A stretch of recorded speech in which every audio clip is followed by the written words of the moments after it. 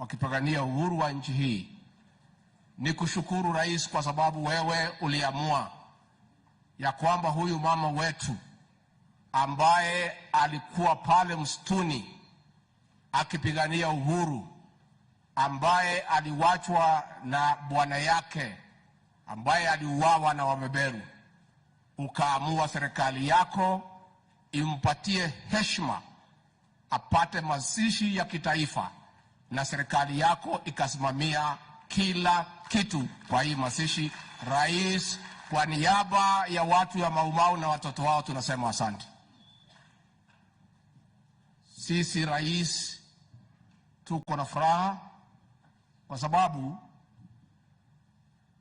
serikali zimepita zimekosa kutambua watu ya Mau Mau. The Mau Mau story is about land and freedom.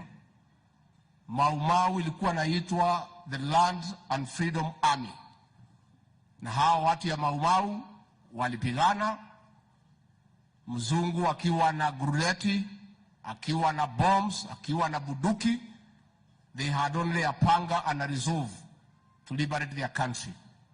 Uhuru ukapatikana, lakini mashamba haikupatikana. The British government gave 30 million pounds for land to be bought from settlers to settle the Mau Mau and their descendants.